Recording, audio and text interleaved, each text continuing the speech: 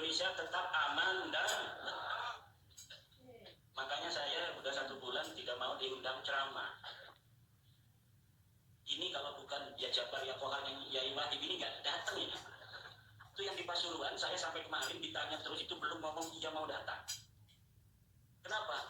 Kita ingin menjelang pelantikan presiden dan pilkada ini semuanya nyaman, aman, damai, tentram. Cuma dari Bapak Wahid Mahfud ini ya Jabar ya Kohar, saya terus saja mungkin. Akhirnya dapat berkah Pasuruan juga bisa saya datang gitu. Tapi yang lain tidak. Kenapa? Karena ada saudara-saudara kita yang belum paham apa itu kajian ilmiah. Ya kajian ilmiah adalah kajian ilmiah. Bahwa sebuah pengakuan perlu pembuktian. Orang mengaku dia bisa ngangkat semen 2 sak. Bagaimana cara membuktikannya? Ayo angkat semennya. Jangan ngaku-ngaku saja bisa ngangkat 100 kg. Semen 2 nggak bisa diangkat. Betul apa tidak? Kalau orang pakai kalung, kalungnya gede 500 gram. Ditanya kalung apa? Emas. Orang nggak percaya, masa iya dia punya kalung emas 500 gram. Ini kalau nggak percaya ada suratnya. Surat bisa dibikin. Sini kalungnya saya masukin laboratorium. Pas dimasukin laboratorium ternyata tembaga penyebabnya. Marah dia. Katanya ini warisan daripada kakek saya. Kakek saya ini ngomong ini emas. Kakeknya sudah mati. Pas dia mau jual di toko emas, diperiksa sama tukang emas. Ternyata bukan emas, tembaga. Gak mau tukang emas bayarin. Marah, gak mau di situ. Hajar tukang emas. Kalau Anda tidak percaya bahwa ini adalah emas, berarti Anda mengatakan kakek kami berdusta. Kalau Anda tidak percaya bahwa ini adalah emas, berarti Anda menghancurkan kredibilitas adalah kehormatan kakek kami yang mengatakan ini emas.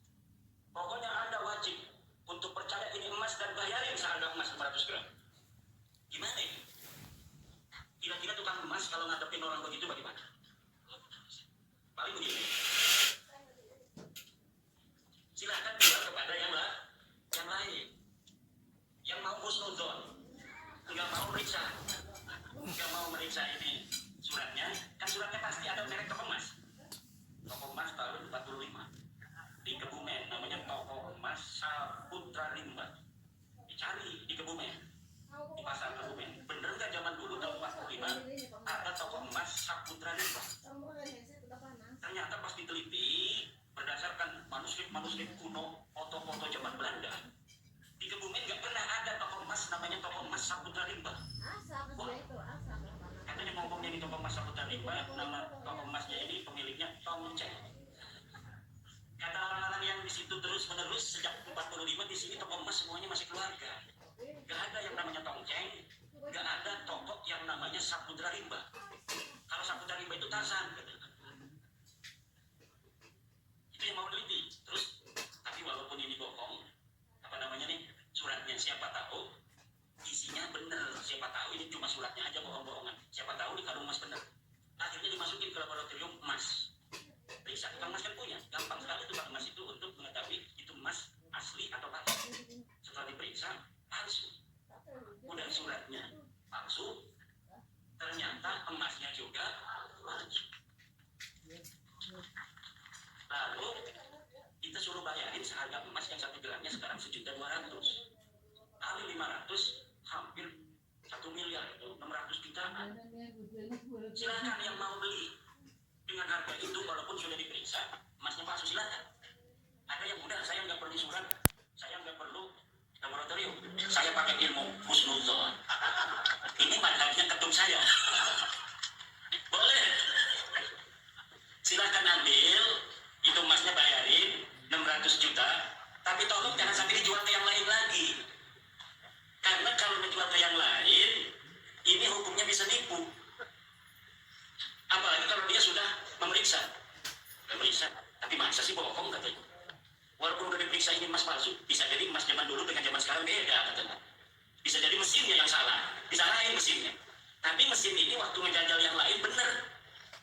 Ngejajal emasnya Neng Siti, bener, ini emas asli. Ngejajal Pok Mina, bener, ini emas asli. Ngejajal kalungnya Mbak Yu, bener, ini emas asli. Hanya ini doang yang dijajal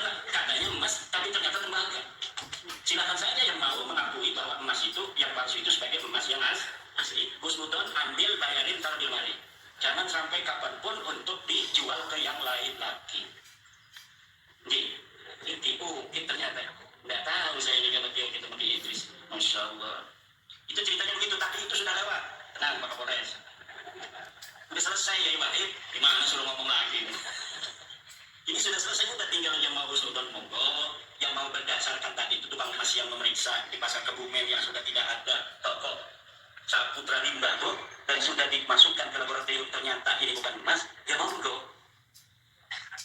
Yang nggak habis pikir ini yang punya emasnya nih, tukang emas disepak-sepak tadi. Ini yang terjadi bapak-bapak. Nanti kita kembangkan itu di forum tanya jawab dengan mantan ketua BCN Kebumen. Yang jelas malam ini kita mudah-mudahan dapat barokah. Berada di tengah-tengah keluarga besar Thariqah Naqsyabandiyah Khalidiyah di bawah bimbingan Mursyiduna Syekh Wahid Mahfud yang pada malam hari ini menghauli ayahanda beliau Syekh Mahfud bin Hasbullah. Mudah-mudahan Syekh Mahfud bin Hasbullah Allah tambah derajatnya, Allah tinggikan, Allah tempatkan di dalam kasih sayangnya, dan seluruh para murid-muridnya dan penerusnya Allah berikan istiqamah ala tariqatil bayda, ala syariatil gharra. Jangan sejengkal pun bergeser minas syariatil gharra wa tariqatil bayda. Kata Allah, a'udzu billahi minasyaitonir rajim, wa allaw istaqamu 'ala tariqati la asqainahum ma'an ghadaqa.